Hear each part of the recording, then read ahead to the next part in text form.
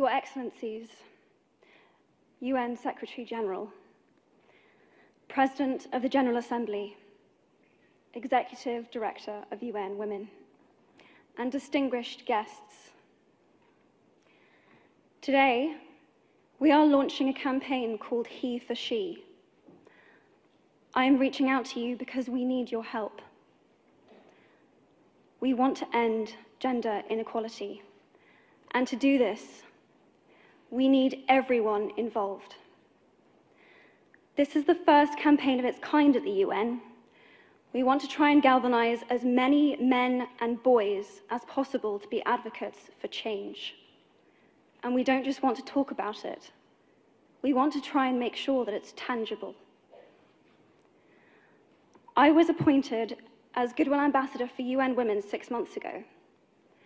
And the more I've spoken about feminism, the more I have realized that fighting for women's rights has too often become synonymous with man-hating. If there is one thing I know for certain, it is that this has to stop. For the record, feminism, by definition, is the belief that men and women should have equal rights and opportunities. It is the theory of the political, economic, and social equality of the sexes. I started questioning gender-based assumptions a long time ago.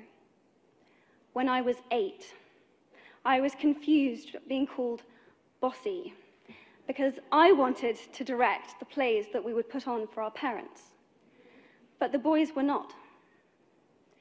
When at 14, I started to be sexualized by certain elements of the media.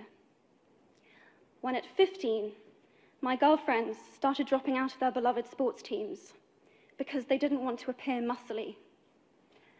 When at 18, my male friends were unable to express their feelings. I decided that I was a feminist, and this seemed uncomplicated to me. But my recent research has shown me that feminism has become an unpopular word. Women are choosing not to identify as feminist. Apparently, I am among the ranks of women whose expressions are seen as too strong, too aggressive, isolating, and anti-men, unattractive even. Why has the word become such an uncomfortable one? I am from Britain, and I think it is right that I am paid the same as my male counterparts. I think it is right that I should be able to make decisions about my own body. I think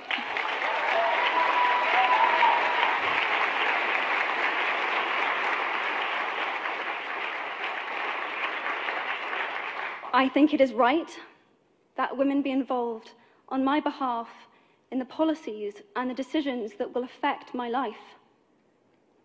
I think it is right that socially I am afforded the same respect as men.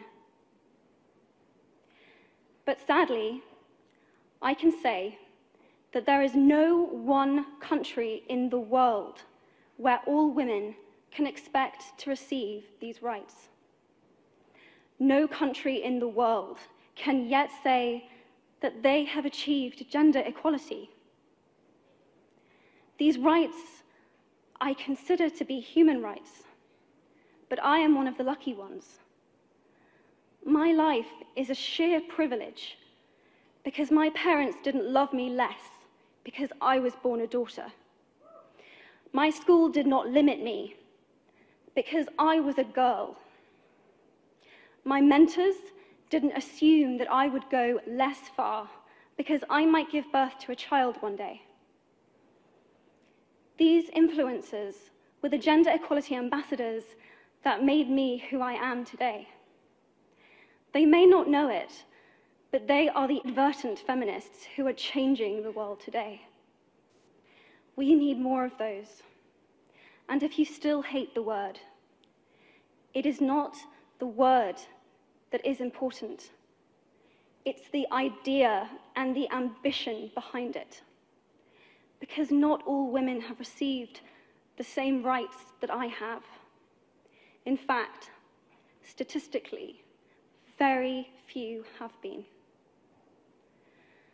In 1997, Hillary Clinton made a famous speech in Beijing about women's rights. Sadly, many of the things that she wanted to change are still true today. But what stood out for me the most was that less than 30% of the audience were male. How can we affect change in the world when only half of it is invited or feel welcome to participate in the conversation? Men, I would like to take this opportunity to extend your formal invitation.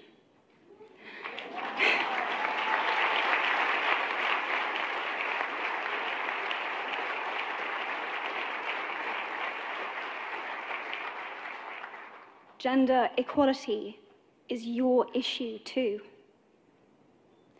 Because to date, I've seen my father's role as a parent being valued less by society, despite my needing his presence as a child as much as my mother's.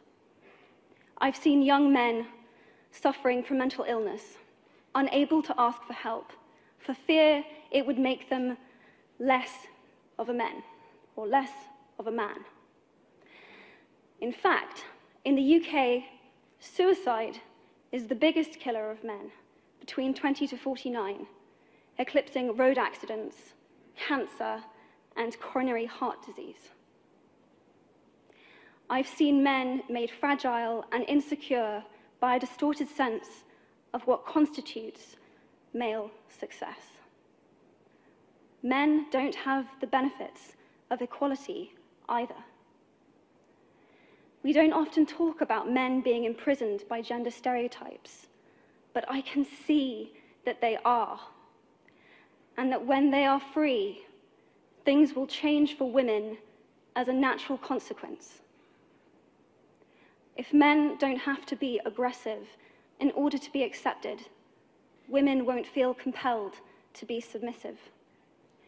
If men don't have to control, women won't have to be controlled. Both men and women should feel free to be sensitive. Both men and women should feel free to be strong. It is time that we all perceive gender on a spectrum instead of two sets of opposing ideals.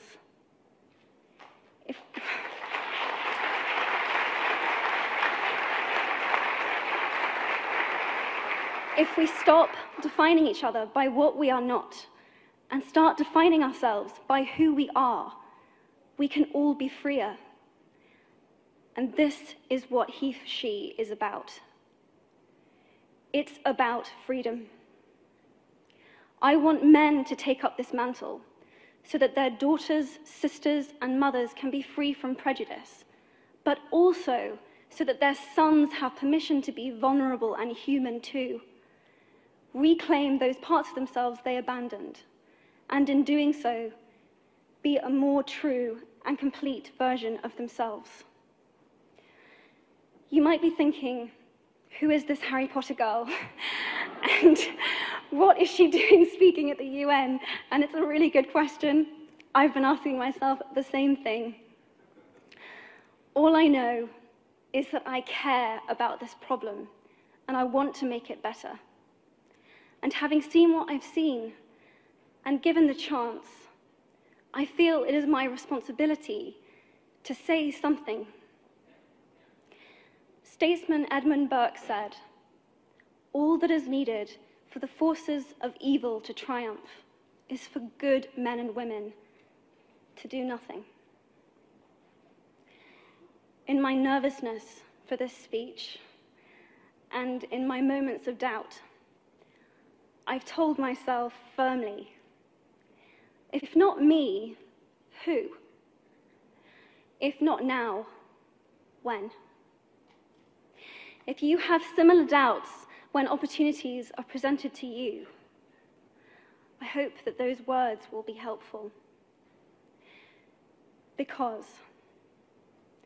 the reality is that if we do nothing, it will take 75 years, or for me to be nearly 100, before women can expect to be paid the same as men for the same work.